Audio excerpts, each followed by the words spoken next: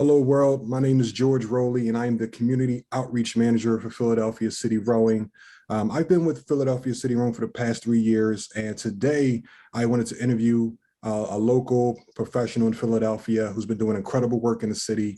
And because she's defying statistics, I believe that she's making Black history in her own way. And so today I have with me here Theresa Spencer. Teresa's going to kind of share a little bit about some of her journey, the current work she's doing now, and her aspirations for the future. And so without any further ado, Theresa, I'm going to go ahead and pass it over to you. Thank you, George. I'm so glad to be here. Thanks for having me.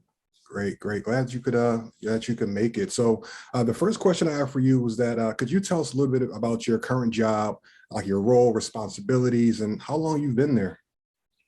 So I am currently at the American Heart Association. I am the communications director for Philadelphia as well as South Jersey. It's been a really great journey so far. I've been here for about close to 10 months, almost a year, and just been learning a whole lot and working very closely with our communities here in Philadelphia as well as South Jersey. Great, great. And speaking of working with the communities, can I ask you, how did you get involved in this field?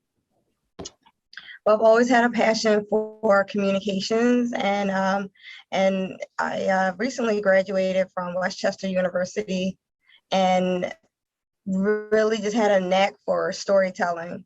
So how I got into becoming the communications director here at the American Heart Association, it was really one of the things that was by chance. I had applied back in 2020 of December, and I got a call back. I didn't get a call back until March of 2021.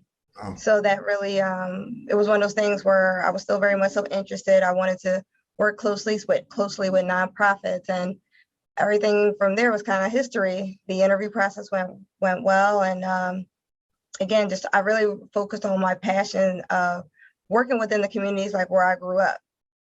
Great, great. And before I get to my next point, I just wanted to say, I think next month will be your 1-year anniversary, right? Yes, it will be. Oh, congratulations. Thank you. Yeah, of course. And so you said, kind of working in the community. I wanted to ask, are you originally from Philadelphia? And if so, can you tell us about, what your upbringing was like? Yeah, so I have lived in Philadelphia my entire life. But I was not born in Philadelphia. I was born in Guam, an island very close to Hawaii. My father was in the Navy, so I was, I guess, a military kid, if you will. So he kind of bounced around a little bit, but then my mom decided to say, hey, you know what, we're gonna put roots here in Philadelphia because my grandparents lived here. So I've been here my whole entire life. I grew up in Southwest Philadelphia, and just really grew up in an area that was, what's the word, very low income area. Definitely one of those things where you really had to push to really make it. But my mom, she really raised me to accomplish what I wanted by always making goals, never giving up. So it's just been one of those things where I kind of kept those principles even as a kid, even till now as an adult, like just to keep working hard towards the things that I want, even when your current situation may seem like it may not happen. I've been always a firm believer of just, staying positive and just truly like working towards the things that I want. Yeah, I definitely echo that. I myself, just like you, I grew up in Philadelphia as well. I was actually born and raised in North Philadelphia, so I definitely can relate as far as having those challenging upbringings kind of instill different things in us. And I wanted to ask you, Theresa, is there one particular experience or person that kind of led you to the path that you're on now? Yeah, that's a great question. It was really one of my teachers in my school. Her name was Miss Pilot, and she really always encouraged me to just be myself. She always said there was something about me growing up that I was always very inquisitive, always asking questions, She also gave me like my first couple of books that was published by or not published by but that was written by Maya Angelou. Oh, wow. And I loved reading her work even before like really understanding who she even was. And she just, like I said, she really just helped me just to again like create my voice. And I think that's why one of the reasons why I got into communications is really to help provide a voice for organizations, for people to really tell their stories.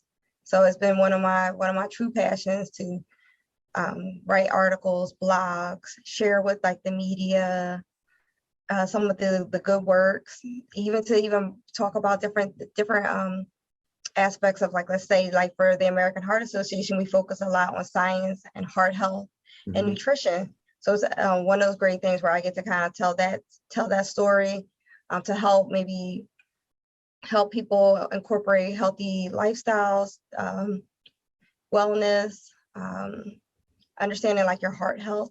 So Mhm. those are the things that's been really, really, she was one of, like I said, she was one of the people that really like helped me become Theresa Spencer.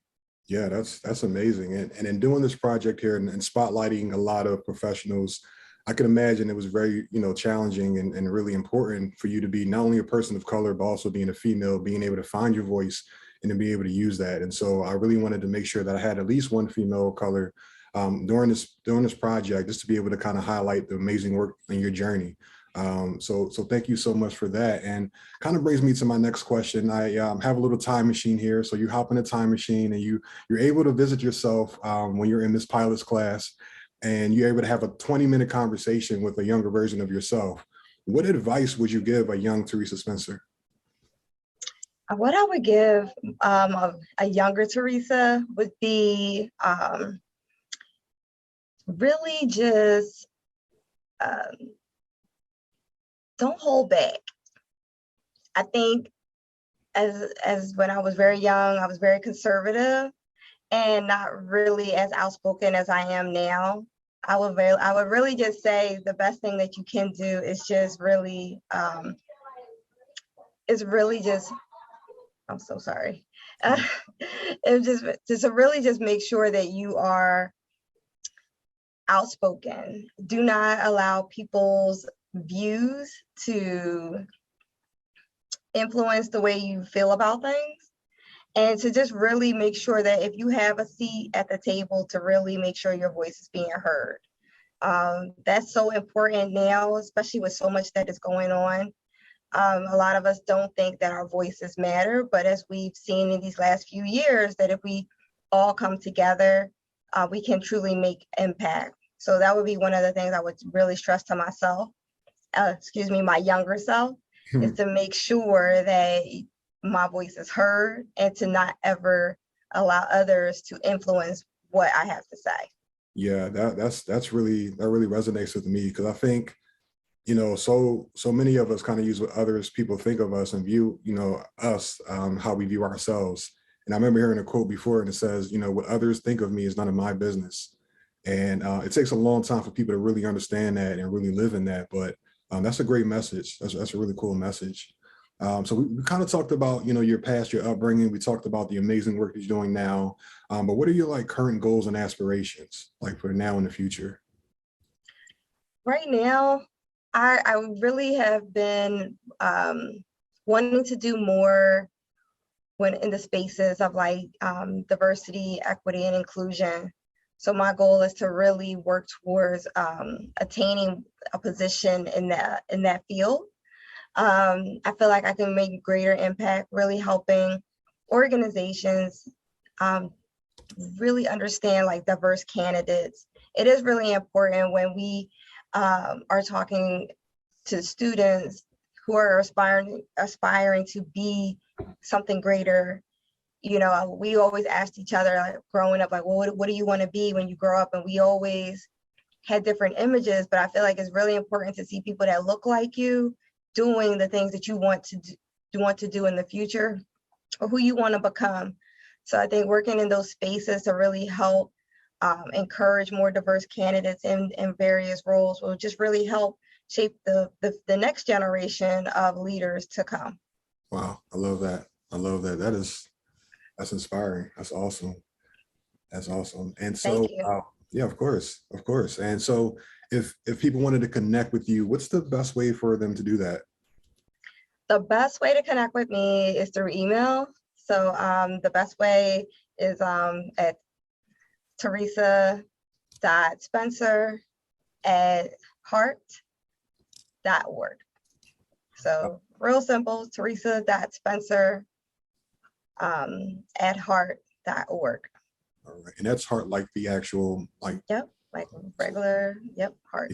perfect, perfect, wonderful. And that's pretty much all the questions I had for you today. Was there any other messages or anything else you wanted to say to the audience? I will just, like I said, I will say this, no matter how hard your situation may be, really just try to keep a positive mindset. There are definitely different things that will challenge you, especially when you're working towards your goals. But the best way you can really overcome them is to really keep a positive mindset, and also to share your goals and dreams with your family and your friends. Mm. They can also be great support when you are working towards something. So always, again, communicate with others. Don't allow negativity to like really hold you back from the things that you really want in life. I love it. I love it. I co-sign that for sure. For sure. All right. Well, thank you so much, Theresa, for your time. We really appreciate that. Thank you again for sharing those jewels and gems. I'm sure a lot of people can use that information. And so with that, I'll leave you with, a pleasant goodbye. And until next time, thank you so much. Thank you, George. All right.